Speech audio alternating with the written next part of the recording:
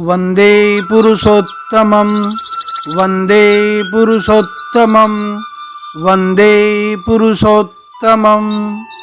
जय गुरु। आइए आज आपको श्री श्री ठाकुर जी के समय की एक ऐसी घटना को बताने जा रहा हूँ जिसमें श्री श्री ठाकुर जी ने भूल सुधार के लिए ऐसी सजा दी जिसे दिव्य सजा कहा गया। आप सभी जानते हैं कि परम दयाल परम प्रेममय श्री श्री ठाकुर जी सत्संग आश्रम को मैन मेकिंग फैक्ट्री कहते थे। हमारा आश्रम मानव निर्माण का कारखाना है। यहाँ पर लोगों को भूल सुधार करके एक अच्छे मानव बनाने का निरंतर प्रयास जारी है। एक वृद्ध महिला थी, रमन साहा की माँ। लोग उसे रमन माँ कह के बुलाते थे। रमन साहा की माँ काफ़ी वृद्ध थी और मानसिक रूप से स्वस्थ नहीं रहती थी। स्वार्थ पर थोड़ा सा भी आघात लगने पर वह लोगों को गाली गलौज करने लगती थी। मानसिक रूप से स्वस्थ नहीं रहने के चलते गाली गलौज काफ़ी देती थी। इसके चलते कभी कभी कुछ लोगों के साथ उसका झगड़ा हो जाता था। इस अल्प बुद्धि असहाय ग्रामीण महिला के प्रति ठाकुर जी का अपार स्नेह था। इसलिए रमन माँ के साथ झगड़ा करने के समय कोई भी कभी भी निष्ठुर व्यवहार नहीं करते थे ताकि ठाकुर जी को कष्ट हो। झगड़ा थोड़ा मोड़ा या हल्का फुल्का धक्का मुक्की तक ही होता था, जिसके चलते झगड़ा उपभोग करने लायक होता था और यह सब दयाल ठाकुर के सामने होता था। एक दिन की बात है, आश्रमवासी एक महिला तितरी दी, उनका तितरी दी का रमन माँ के साथ झगड़ा हो गया। झगड़ा एक सीमा से पार हो गया। रमन माँ का कपड़ा पकड़कर खींचतान करने के समय रमन माँ तितरी दी को मार दी। जब तितरी दी को चोट लगा तो उसके बदले तितरी दी ने रमन दा के माँ को धक्का देकर मुक्का थप्पड़ मारने लगी।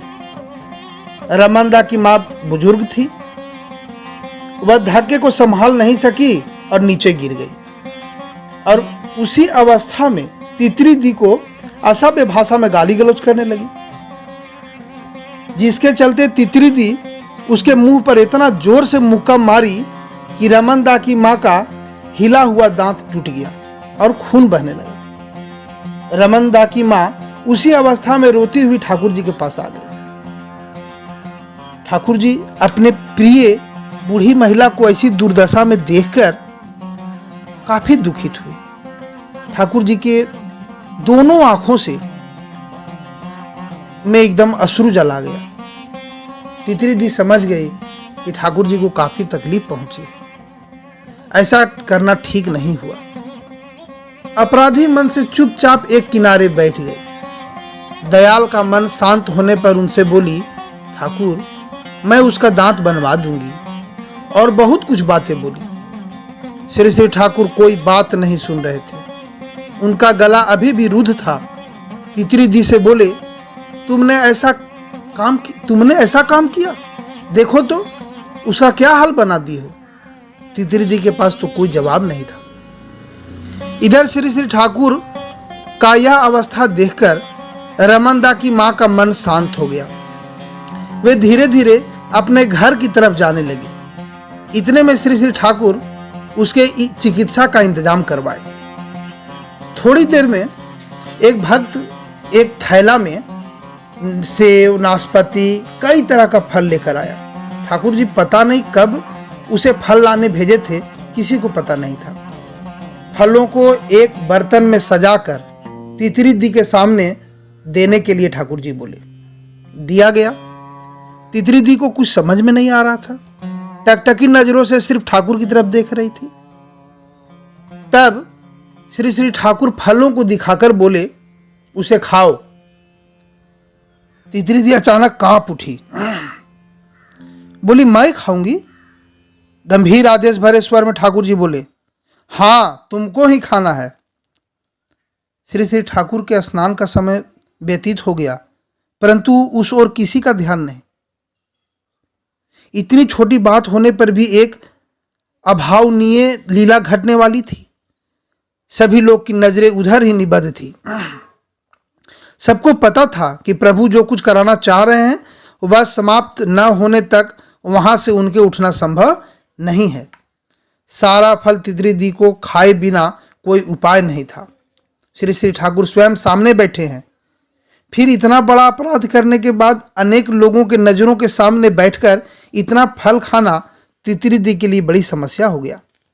अब उनको समझ में नहीं आ रहा है, सबके देवता हैं जो उनके अंतर को व्यथा देकर इतना महंगा फल उनके सामने बैठकर खाना, यह और कुछ नहीं है, अपने पाप का ही प्रायश्चित है। परंतु इतना करना उसके लिए बहुत कठिन है। लज्जा, डर, अपमान से सिमट कर सिकुड़ गई है। उसके अंदर का हीन मन अहंग लगता है, पूरी तरह से चूर चूर हो गया है। इस परिस्थिति से बचने के लिए तितली दी हाथ जोड़कर रोती हुई बोली, बाबा इससे अच्छा है आप मुझे मारें, लेकिन असत को सदा के लिए अपसारित करना ही तो परम पुरुष का विधान है। वे एक ऐसा सजा देना चाहते थे जिससे कि तितली दी के मन से हिंसा का भाव एवं इष्ट के अंतर की व्यथा देने लायक कोई कार्य फिर कभी न कर सके। इसी से उसका वास्तविक रूप में मंगल होगा। इसलिए तितली दी की बात पर गरजते हुए बोले, मारने के समय याद नहीं था? पूरा खा कर ही उठना होगा। रोते रोते 2-3 फल खाने के बाद तितली दी बोली कि ठाकुर मैं तो खाई और नहीं खा पा रही हूं। परम प्रभु के वज्र हुंकार से पूरा घर कांप उठा। गरजते हुए बोले, खाओ, पूरा बैठकर खाना है।